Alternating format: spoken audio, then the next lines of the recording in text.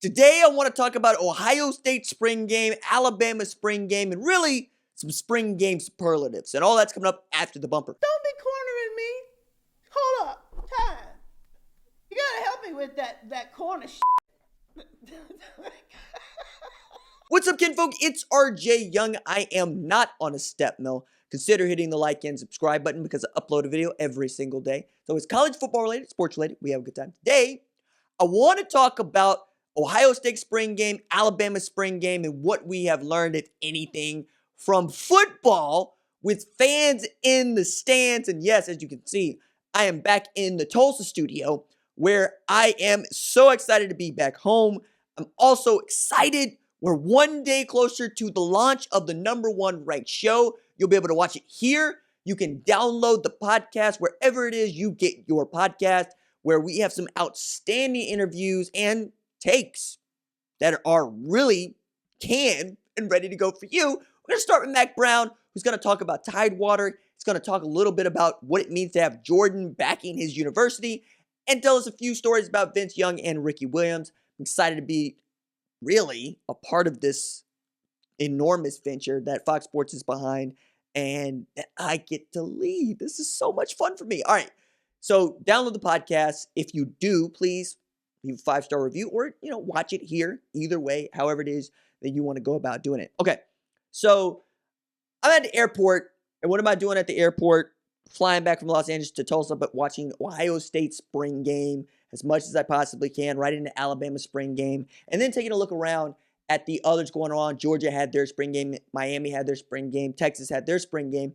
And we didn't learn a whole lot that we didn't already know. But I thought it was interesting to go through some stats and to go through some stars from the spring game. Let's start with Ohio State. All right. So I thought that we saw a little bit of separation among the three quarterbacks. With C.J. Stroud coming out ahead, though Kyle McCord looked like he knew exactly what he was doing. Jack Miller did not have the best day on the Big Ten Network, but I don't know that that's going to factor a whole lot into what Ryan Day is looking for from his quarterbacks. But I did think that each one of those dudes had what it takes to start at Ohio State. But more than that, the talent around them is prodigious. It is awesome. From Travion Henderson to Marcus Crowley. You know who Master Teague is. He doesn't have anything he has to show, but watching Emeka Egbuka go out there and have 7 catches for I think it was 123 yards. Let me make sure I get this right. Yes, 7 catches for 123 yards, while Wilson and Olave finished with 85 and 57 yards respectively. Had some outstanding grabs. Olave in particular. Seeing JSN, Jackson Smith, and Jigba out there actually doing work was great. But I think many people like me were excited to see what Marvin Harrison Jr. could do, along with Travion Henderson. Look, spring game hits different if you follow recruiting year-round, because you're talking about not just guys that we haven't seen play football, in the case of guys like Travion Henderson, for over a year. You're also talking about dudes that were studs in high school, but you want to see how they stack up against other guys in college, and you want to feel vindicated for how heavily you have been consuming their huddle film and following their recruiting basically since their sophomore, junior years of high school.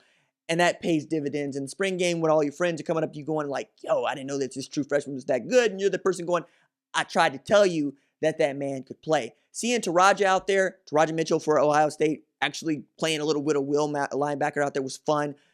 Ryan Watts had what I think is the best defensive play of spring game on Saturday. Dude coming out of Little Elm. I've been such a huge Ryan Watts fan for the last 2 years. I'm excited to see he's finally going to get an opportunity to start and to get his shine. We know that Kerry Combs had said, look, we have to be able to play press man. We have to be able to run a single high safety.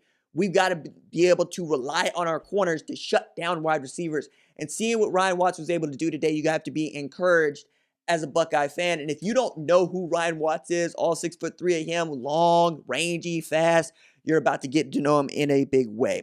All right, I want to go through the quarterbacks individually, their stats, what I like, what I didn't like. C.J. Stroud finished 16 of 22 for 185 with 2 touchdowns. I liked his poise most of all. He had one drive in particular that I was very excited to see from him. 3 big-time throws on the drive. Looked like he had commanded the offense. There were a couple of times when he tucked it and ran. I'm going, it's a spring game, young man. Try to throw the ball down the field. Didn't really like that. But he looks the part coming out of Rancho Cucamonga, California. Kyle McCord threw for 184 yards with 2 scores, 12 of 17 on his attempts. He had that hooked up with Marvin Harrison Jr., and he should have. Those two dudes played with each other coming out of St. Joe's in Philadelphia. I don't know that he has the goods right away to win the job, but he's certainly in the mix more so than I thought he might have been. And then Jack Miller, 17 to 30 for 128 with an interception, while Jagger, his real name, LaRoe, was 5 of 6 for 75 with a score. Again, Jack Miller would have wanted to have a better day, I know. And in this spring game is not going to go into, as I said earlier, a whole lot of what Ryan Day is looking for when we're talking about starting quarterbacks. But putting good stuff on tape in this game, I think, was a big deal. Being able to do it in front of a crowd for the first time in their careers, I think is a big deal as well.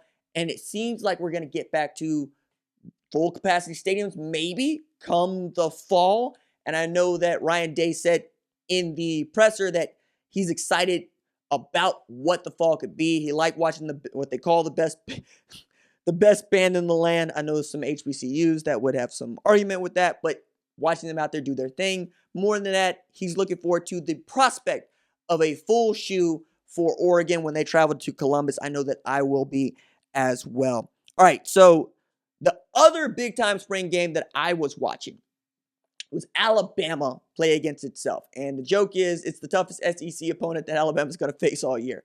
Nothing tougher than that suit that Nick Saban was wearing, though. Like, the pink blazer, the pink tie. Look, Nick Saban was so angry sometimes that it looked like the man was showing up to Golden Corral after the place was already full because service ran just a little too long. But absolutely wearing that suit. Bryce Young is the guy. They said he's the guy for now. It means he's the guy, right? And you could see the difference between him and Paul Tyson. You can see the difference between him and how those guys responded to his leadership and others. But Agiye Hall, making sure that you're going to remember that number 17 for a little while longer. You'll know Jalen Waddle also wore that number 17 number. And Agiye Hall goes 4 catches for 72 yards, one of which was an absolute just display of athleticism and body control. A true freshman, Agiye Hall, going to be great. We saw Kool-Aid McKinstry get a little bit of that Nick Saban treatment.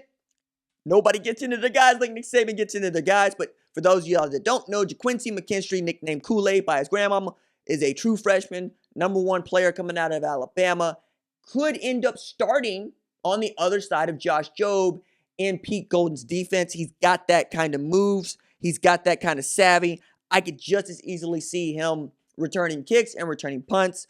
Of course, in that game, Bryce Young shows that he has the goods. 25 of 44 for 333 yards with 1 touchdown and 1 interception. But the thing that I took away from it was Devontae Smith talking about who Bryce Young is and what you can expect from him as a player. Look, I said a couple of things about Bryce Young coming out is you have to be really good to play quarterback at Mater Day. You have to be really good for Lincoln Riley to want you to play quarterback at Oklahoma, and he did. At the time, it felt like it was going to be OU, USC. Bryce Young picked USC, flipped commitment to Alabama. But where he showed he had the goods is when Devontae Smith had said last year as a true freshman, quote, he's very smart. He's dialed into everything. When we were on trips to go to games, he'd be up at 2 in the morning in the playbook the day before a game. That's the Heisman Trophy winner with over 1,800 yards receiving last year. I think Alabama's in very, very good hands. Couple takeaways from the commentary today. Look, there are people that oppose the one-time transfer rule because they believe that dudes are going to take what they call the easy way out when they should be sticking it out because that's what life is about in this football. And I don't agree with that BS. Look, you can't force a kid to stick it out at your school any more than you can force a person to stay in a relationship or stay in a marriage, okay? Divorce is part of life. You can't force somebody to stay married with you if they don't want to do it anymore. The one-time transfer rule is a good thing. It means that your coaches have to treat their players as if they have some agency and they can make decisions for themselves because you ain't nobody's daddy, okay?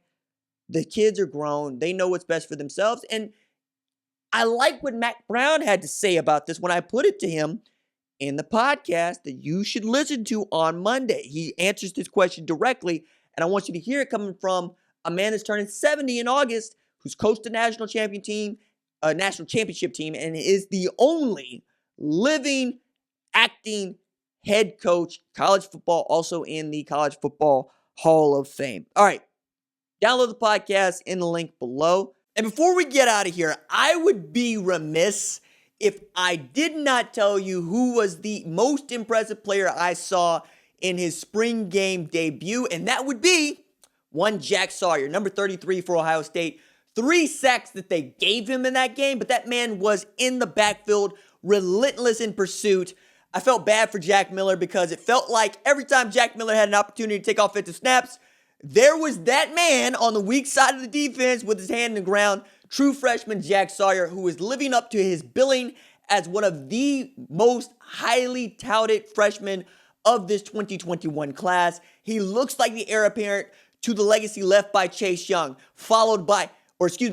left by Joey Bosa, left by Nick Bosa, left by Vernon Golston. You understand what it means to be a Larry Johnson Sr. pass rusher, and this man has. As a matter of fact, Zach Harrison got into the press conference and let everybody know Jack Sawyer is the real. That man is as real as they come. Circle number 33 in your programs. You're probably going to hear about him as a true freshman All-American. That is it for me. Deuces.